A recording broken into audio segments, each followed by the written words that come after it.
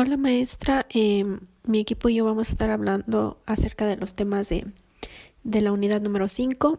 Mi equipo está conformado por Aritzi Jimena Nava Hernández, Citlali Ramírez Fuentes y su servidora Jocelyn. Bueno, en esta ocasión les vamos a estar explicando acerca de la superación de los bloqueos conceptuales. Algo de nuestro contenido es acerca de las etapas del pensamiento creativo. Dentro de esta está la etapa de preparación, la fase de incubación, la fase de iluminación y verificación. Después tenemos los métodos para mejorar la definición de problemas. Uno de estos es hacer familiar lo extraño y extraño lo familiar. También está la ampliación de la definición y la inversión de la definición. Por último tenemos las maneras de generar más alternativas, que está diferir el juicio, expansión de las alternativas actuales, combinación de atributos no relacionados. Bueno, más adelante les estaremos explicando más a fondo sobre estos temas. En sí, los bloqueos conceptuales son obstáculos mentales que limitan la definición de los problemas. ¿Qué quiere decir esto? Que son pensamientos o situaciones que no nos permiten resolver los problemas con efectividad y pueden impedir que los individuos sean eficientes. No podemos superar todos los bloqueos conceptuales al mismo tiempo. Sin embargo, los estudios demuestran que al adquirir conciencia de los bloqueos conceptuales y al practicar las técnicas que veremos en la presente exposición, las personas pueden mejorar sus habilidades de solución creativa de problemas. ¿Por qué es importante conocer acerca de estos temas? Bueno, pues la solución de problemas es una habilidad indispensable en casi todos los aspectos de nuestra vida. Nosotros como directivos eficaces y en sí los directivos eficaces son capaces de resolver los problemas tanto de forma analítica como creativa. Por ello es de suma importancia el conocer las técnicas y herramientas para la superación de bloqueos conceptuales y así poder solucionar los problemas de manera eficaz. Bueno, como primer subtema estaremos hablando acerca de las etapas del pensamiento creativo. En la primera etapa, que es la etapa de preparación, nos dice que incluye el acopio de datos, la definición del problema, la generación de alternativas y el examen consciente de toda la información disponible. En esta etapa existen dos tipos de técnicas para mejorar las capacidades de solución de problemas creativos. Una técnica ayuda a los individuos a pensar y definir los problemas en forma más creativa, y mientras que la otra los ayuda a reunir información y a generar más soluciones alternativas para los problemas. Como segunda fase tenemos la incubación, que es una actividad mental inconsciente en la que la mente combina pensamientos no relacionados en la búsqueda de una solución. No hay esfuerzo consciente. Pues en esta etapa es la etapa del proceso creativo en la que no pensamos directa y voluntariamente en el problema o reto creativo al que nos enfrentamos. La desconexión respecto del problema, alejándonos de él durante un tiempo variable, que pueden ser horas, semanas, meses o incluso años. Esto puede producir las circunstancias y estímulos necesarios para que nosotros logremos concebir la idea o solución. Y hasta ese momento inaccesible a nivel consciente al problema que tratamos de resolver. En la tercera etapa, que es la iluminación, esta es la fase en la que comienzan a surgir las ideas y soluciones a nuestro problema. En este momento ha sido denominado por algunos autores como experiencia eureka, que se materializa en la idea final con la que resolver o superar el problema o reto al que nos enfrentamos. Después sigue la verificación, que nos dice que esta implica evaluar la solución creativa en relación con algún estándar de aceptación. Pues prácticamente en esta etapa es identificar y conocer cuáles han sido los resultados de la solución que se ha tomado. Ahora se presentarán los métodos para mejorar la definición de problemas. Cuando nos enfrentamos a un problema nuevo o complejo, o que aparentemente no tiene una solución fácil de identificar, el problema permanece indefinido o se redefine en términos de algo conocido. La aplicación de técnicas para la definición creativa de problemas podría servir para que los individuos vean los problemas en formas alternativas y para que sus definiciones tengan menos limitaciones. A continuación se mostrarán 3 técnicas para mejorar y ampliar los procesos de definición. La primera técnica es hacer familiar lo extraño y extraño lo familiar. Esta es una técnica muy conocida y probada para mejorar la solución creativa de problemas, y se llama cinética. El objetivo de la cinética es ayudarle a expresar algo que usted no conoce en términos de algo que conoce, y luego revertir el proceso nuevamente. Lo importante es que al analizar lo que usted conoce y aplicarlo a lo que no conoce, podrá desarrollar nuevas introspecciones y perspectivas. El proceso de la cinética se basa en el uso de las analogías y metáforas. Bueno, para usar esta técnica, primero se debe plantear la definición de un problema. Luego intentar transformar esa definición para lograr que sea similar a algo completamente diferente, pero que usted conozca mejor. Es decir, se utilizan analogías y metáforas para crear esa distorsión. Después se ponga la definición original del problema mientras se examina la analogía o la metáfora. Luego se impone ese mismo análisis al problema original para ver qué nuevas ideas puede descubrir. Podemos formar una analogía o una metáfora y contestar las siguientes preguntas acerca del problema. ¿Qué me recuerda? ¿Cómo me hace sentir? ¿A qué es similar? ¿Cuál es su opuesto? Al analizar la metáfora o la analogía, podrá identificar atributos del problema que antes no eran evidentes. Es probable que ocurra una nueva introspección y surjan nuevas ideas novedosas. Algunos consejos para construir las analogías son incluir acción o movimiento en la analogía.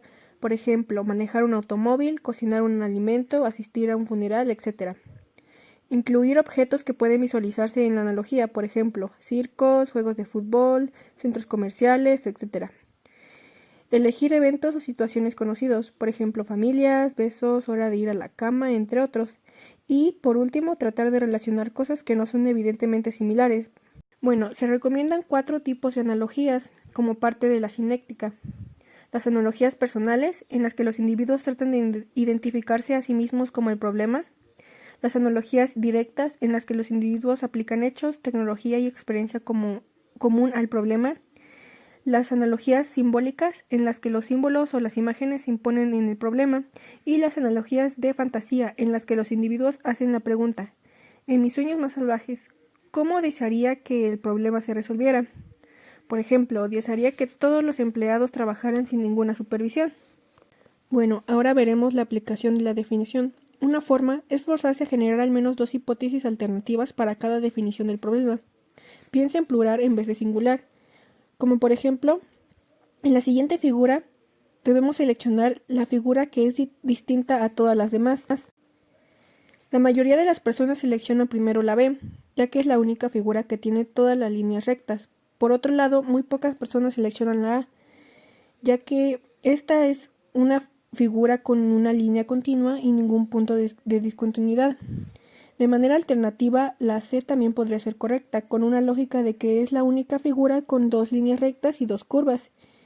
Y la D es la única con una línea recta y una línea curva. También la E es una figura que no es simétrica o parcial. Aquí lo importante es que puede haber más de una definición del problema, más de una respuesta correcta y más de una perspectiva desde lo cual observar un problema. Otra forma de ampliar las definiciones consiste en utilizar una lista de preguntas diseñadas para ayudar a los individuos a pensar alternativas para sus definiciones aceptadas. Como hay algo más, lo contrario es verdadero, esto es un síntoma de un problema más general. ¿Quién lo ve diferente? Nickerson en 1999 se dio cuenta de un acrónimo comúnmente utilizado, SCAMPER, diseñado para traer a la mente preguntas relacionadas con sustitución, combinación, adaptación, modificación, poner en otros usos, eliminación y reacomodo. Bueno, pues como siguiente subtema tenemos la inversión de la definición. ¿A qué se refiere esto? Bueno, es una tercera herramienta para mejorar y ampliar la definición del problema. Es decir, voltear el problema de cabeza, verlo de adentro hacia afuera o de atrás para adelante. Invierte la forma en la que usted ha pensado en el problema. En este punto se refiere a ver el problema de forma distinta a lo habitual, para poder generar más alternativas de solución y que de esta manera sea posible encontrar una respuesta sensata. Aquí nos menciona Rothenberg que lo llamó como pensamiento janusiano. que era el dios romano con dos caras que miraban en direcciones opuestas. Bueno, pues, ¿qué significaba este pensamiento? Pues esto significaba creer que dos ideas contrarias puedan ser ciertas al mismo tiempo. Nos dice que la gente creativa que formula activamente ideas opuestas y luego las resuelve genera las contribuciones más valiosas a los mundos científico y artístico. Bueno, algo importante a mencionar es que en otro estudio que realizó Rothenberg y Hausmann encontraron que cuando a los individuos se les presenta una palabra de estímulo y se les pedía asociarla con la primera palabra que se les viniera a la mente, los estudiantes muy creativos, los científicos ganadores del premio Nobel y los artistas ganadores de reconocimientos respondían con antónimos con mayor frecuencia que los individuos con creatividad promedio. Bueno, y en base a estos resultados, ellos argumentaron que las personas creativas piensan en términos opuestos más a menudo que el resto de las demás personas. El punto que yo les voy a explicar es maneras de generar más alternativas. Bueno, aquí la mayoría de los expertos coinciden que las principales características de los individuos que solucionan sus problemas es la forma creativa, su fluidez y su flexibilidad de su pensamiento. Y pues a continuación les voy a hablar de algunas técnicas que nos ayudarán a mejorar nuestra capacidad para generar alternativas cuando nos enfrentamos a algún problema. La primera es diferir el juicio. Este es uno de los métodos más comunes para generar alternativas. Consiste en la técnica de la lluvia de ideas desarrollada por Osborne en 1953. Esta lluvia de ideas pues está diseñada para ayudar a las personas a generar alternativas de solución de problemas sin hacer evaluaciones prematuras. ¿Qué quiere decir esto? Cuando no hay una limitación de tiempo y información incompleta.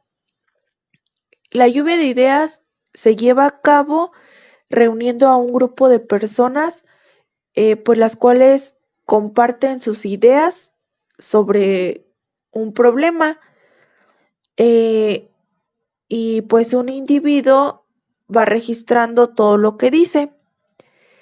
Este tiene 4 reglas y la primera es que no se permite la evaluación de ningún tipo mientras se generan las alternativas. El segundo, se alientan las ideas más externas y divergentes. La tercera es la cantidad de ideas que es más importante que la calidad. La 4, los participantes deben construir sobre las ideas de los demás o modificarlas. Pues bueno, estas 4 reglas, ¿qué quieren decir? Que pues al final todos deben como retroalimentar para generar alternativas y así darle solución al problema. Después viene lo que es la expansión de alternativas actuales. Bueno, aquí pues en ocasiones no es posible realizar una lluvia de ideas en un grupo, ya que es demasiado costosa en términos de números de personas que participan o en las horas requeridas. Es por ello que la expansión de alternativas es una técnica útil y disponible para expandir estas y esta se clasifica en una subdivisión, lo que implica dividir un problema en partes más pequeñas. Esta es una técnica muy utilizada y probada para ampliar el conjunto alternativo. March y Simon en 1958 sugirieron que la subdivisión mejora la solución del problema al interactuar la velocidad con la que se pueden generar las soluciones alternativas. Y para ello crearon una frase que dice: que cuanto más detallada es la factorización del problema, más actividad simultánea será posible y por tanto mayor será la velocidad de solución del problema. ¿Esto qué nos quiere decir? Que cuanto más tengamos información y más clara sea, nosotros con mayor facilidad y en menor tiempo podremos darle solución al problema. El otro punto es la combinación de atributos no relacionados. Esta es otra regla que nos sirve para ampliar las alternativas al forzar la integración de los elementos aparentemente no relacionados. Aquí ya entra lo que les mencioné en la expansión de alternativas actuales que se hacía en la subdivisión. Estas formas de la subdivisión es la síntesis morfológica y el algoritmo racional. ¿En qué consiste cada uno? La síntesis morfológica nos dice que implica un procedimiento de 4 pasos. El primero es que se anota el problema. El segundo, se mencionan los atributos del problema. Tercero, se nombran las alternativas de cada atributo. Y por último, el cuarto, se combinan diferentes alternativas en la lista de atributos. Supongamos que tenemos un problema de que un empleado casi todos los días toma un descanso para almorzar con sus amigos en la cafetería. Ese, pues como tal, sería el paso 1, que es el planteamiento del problema. El paso 2, pues nos dice que son los principales atributos del problema. Y en este caso, aquí entraría la cantidad de tiempo, la hora de inicio, el lugar, con quién y pues la frecuencia. El paso 3 nos dice que son los atributos de la alternativa. Aquí pues igual entra lo mismo, la cantidad del tiempo, la hora de inicio, el lugar, con quién y frecuencia. Pero aquí ya vamos a plantear las alternativas y la combinación de atributos sería que el almuerzo de 30 minutos comenzado a las 12:30 en la sala de conferencias con el jefe una vez por semana. La segunda técnica, que es el algoritmo relacional, Este consiste en aplicar palabras de conexión de fuerza que fuerzan una relación entre dos elementos de un problema. Un ejemplo sería clientes entre el servicio. Aquí tenemos clientes y tenemos servicio. Entonces, con las palabras relacionales quedaría: los clientes interactúan entre el personal del servicio. ¿Esto qué nos dice? Que al vincular los dos elementos del problema en distintas formas, pueden formularse nuevas posibilidades para la solución del problema. Y con ello, mi equipo y yo concluimos que la solución de problemas es uno de los conceptos a los que nos enfrentamos día a día en nuestra vida. Por ello es de suma importancia conocer la forma más adecuada para poder hacerlo, esto de forma analítica y creativa. Esto implica el conocer las técnicas de superación para los bloqueos conceptuales, ya que esto nos impide definir nuestros problemas y ser eficaces en la solución de ellos. Y pues bueno, esto sería todo de nuestra parte. Aquí se muestra nuestra referencia que ocupamos. Espero haya sido de su agrado y hasta luego.